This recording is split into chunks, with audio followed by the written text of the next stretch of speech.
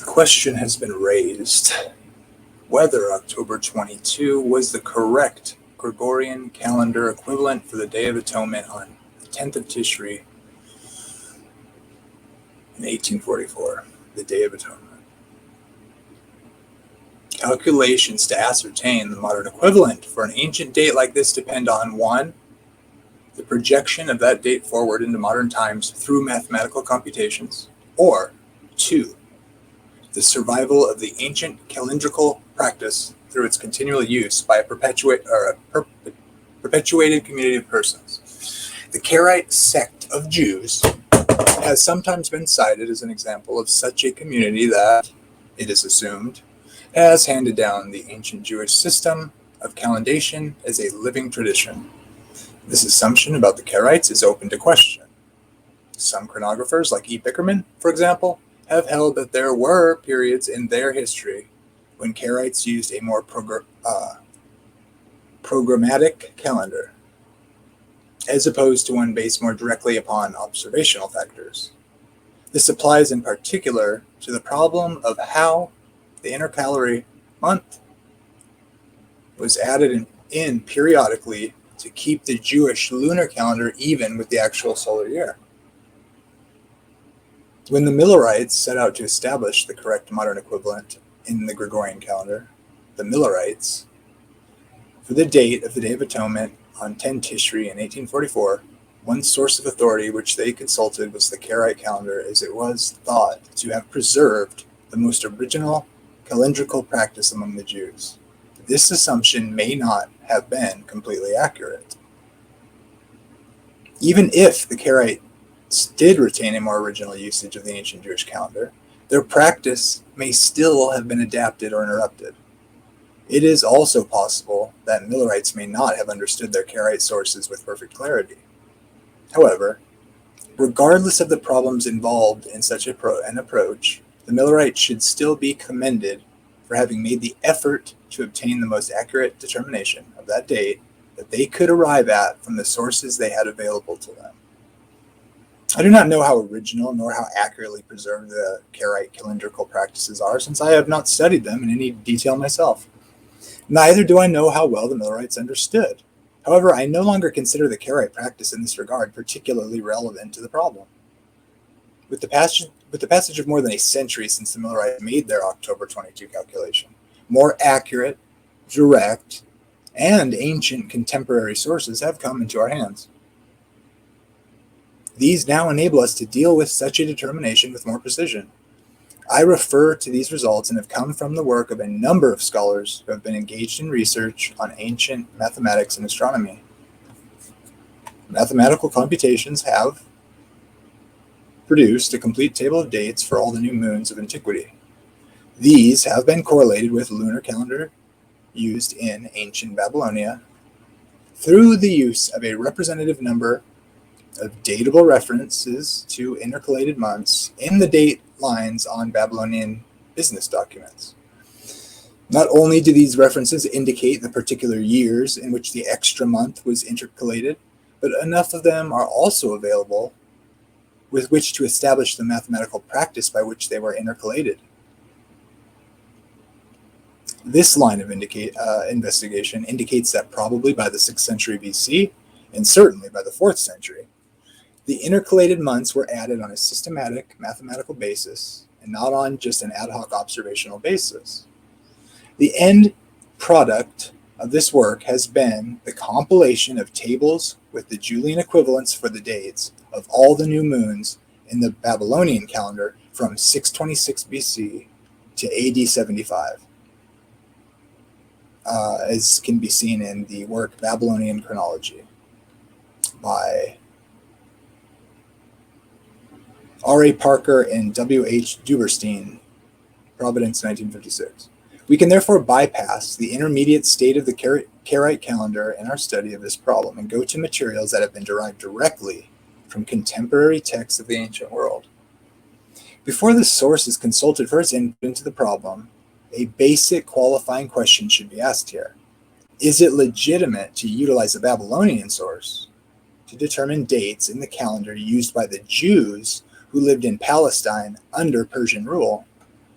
It is true that the Persians did employ a different set of month names than those found in the cuneiform text from Babylonia. These month names appear, for example, in the text from the time of Darius I that were excavated at Persepolis.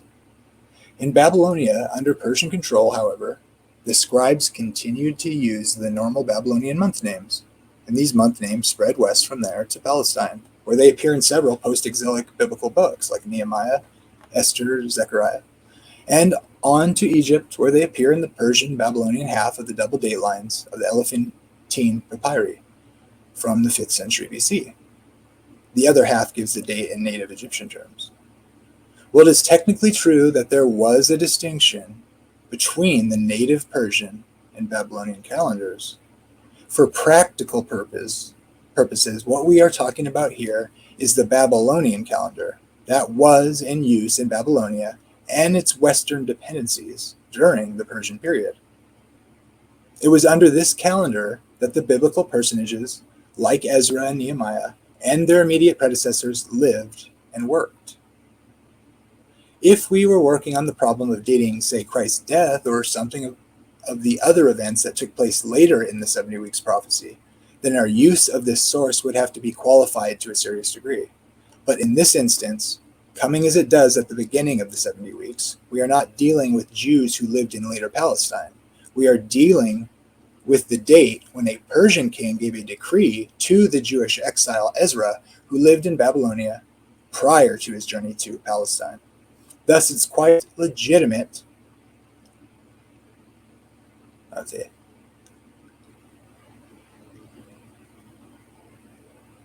to use the Babylonian calendar for that purpose. The fact that Ezra adapted that calendar to his purposes by dating his new year on 1st of Tishri does not negate the usefulness of the underlying Babylonian scheme as a vehicle with which we can investigate this problem. Before entering into our calculations, we should make a further observation in regard to the effect of the difference between the Julian and Gregorian calendars. As a standard convention, historians employed Julian dates for the BC period uniformly. The Julian year of 365.25 days is, however, 11 minutes and 4 seconds longer than the true tropical year. By the 16th century AD, the accumulated excess of numbered days over the true solar years elapsed had reached about 10 days. Pope Gregory XIII decreed that this excess should be compensated for by adding 10 numbered days to the month of October, 1582. Thus, Friday, October 15, my birthday, followed Thursday, October 4. In that year, the principal reason for this adjustment was to bring the vernal equinox and Easter with it back to March 21st, when it had drifted forward in terms of the Julian calendar to March 11. The adjustment required by the Gregorian calendar necessitated a renumbering of the days involved, but it did not affect the order of days of the week, or rotations of the earth, or the regular astronomical occurrence of new and full moons, or the total number of calendar years elapsed. In the case of the calculations offered below, the difference may be ignored. The reason for this is that we are dealing basically with lunar months and dates for new and full moons, especially those that overlap the autumnal equinox. The calendar revision described above was intended to fix the date of the spring equinox. In accomplishing that purpose, it has also fixed the dates for the autumnal equinox that in ancient times fell in the month of Tishri. What we really wish to know is, given the total number of 2300 solar years elapsed, how did the new moons of the same months of the years at the beginning and the end of this whole cycle relate to each other? Since there were three main positions for the moon in terms of the numbered dates of the lunar year in relationship to the solar year, and we'll see that on the chart in a moment, it is the position of the new moon, and thus the lunar month, in relationship to the fall equinox,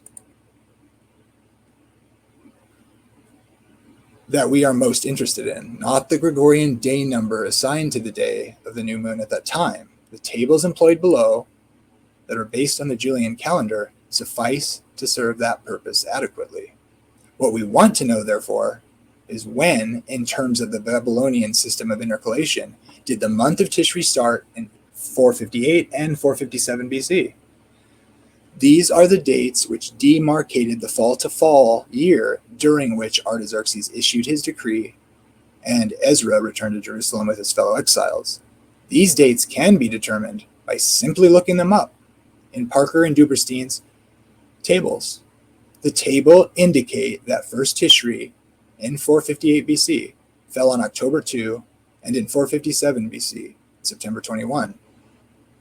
These two dates can be related to their corresponding numbers, which bounded that fall-to-fall year, 1843 to 1844, in which the 2300 prophetic day years ended. This can be done mathematically. At this point, we are helped by the fact that 235 lunar months have almost exactly the same number of days as 19 solar years. Thus, we do not yet need to be concerned with the specific years within the cycle during which intercalations were designated. The Babylonian astronomers were well aware of this 19-year cycle. It provided one of the bases upon which the finer details of those cycles were established and worked out. For our present purpose, we can simply divide the 19 years of this intercalary cycle that was based upon the solar year into the 2300 years of the prophecy. Every 19 years, the dates in the lunar calendar repeat themselves. For this reason, any multiple of 19 years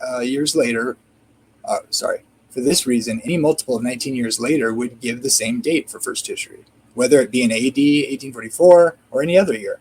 19 goes into 2300 a total of 121 times, with 1 year left over.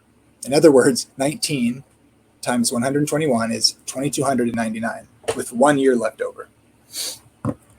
If 19 had divided evenly into 2300, then the first of Tishri would have fallen on the same Babylonian day in 1844 that it did in 458. But it didn't divide evenly. There was 1 year left over. And now we have to deal with that leftover year. This is done by noting the finer details in the intercalary cycle. In order to do this, I have copied below the new moon dates for the first 7 months of 459 to 456 BC to provide a basis for further discussion at this point. Here's the dates and the years on the left, and when it would correlate on the Gregorian calendar, or maybe, the Gregorian calendar, I believe. As can be seen from a comparison of the dates in these years, it's the Julian date.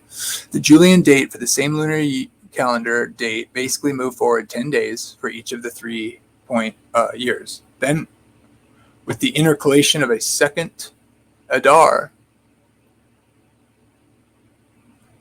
or a second month on March 16, 456 BC, the whole cycle was thrown back a month later in the year, from which point the sequence started over again. For example, the date for the new moon in Nisan 459 is 419, March 19. It occurs approximately 10 days earlier the next year on 48, and still another 10 days earlier the following year, 457, or March 3, or January, February, March 27.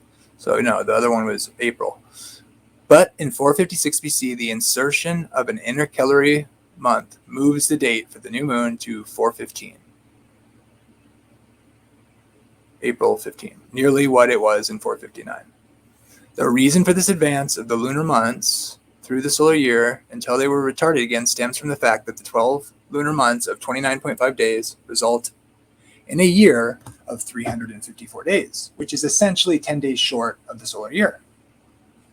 The ancients allowed this 10-day deficit to accumulate for 3 years, which would equal 30 days.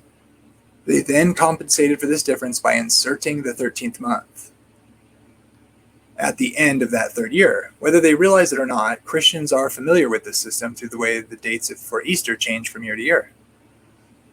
Unfortunately, the deficit compensated for every third year or so is not precisely a third of a lunar month.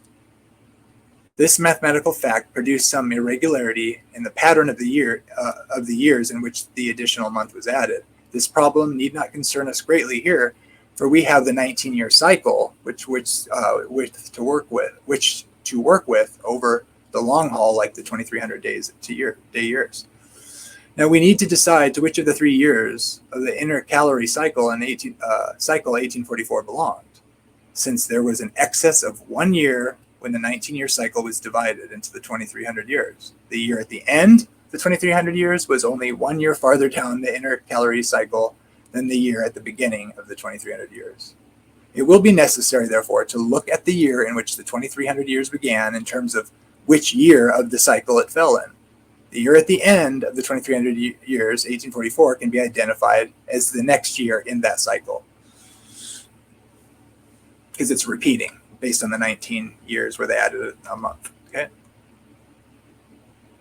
it'd just be one further, because 19 divided into 2300 is almost the same as where it started, just 1 year off. So we can look at that pattern and then move it one step further, because that's how it divides into 2300, in other words, if that helps at all. From the table quoted above, we may refer to 459 as the late year, or position A, because first Tishri fell on October 12 then, according to the Duberstein tables, which are accepted in scholarship. The intermediate year, or position 5, is 458 because first Tishri fell on October 2.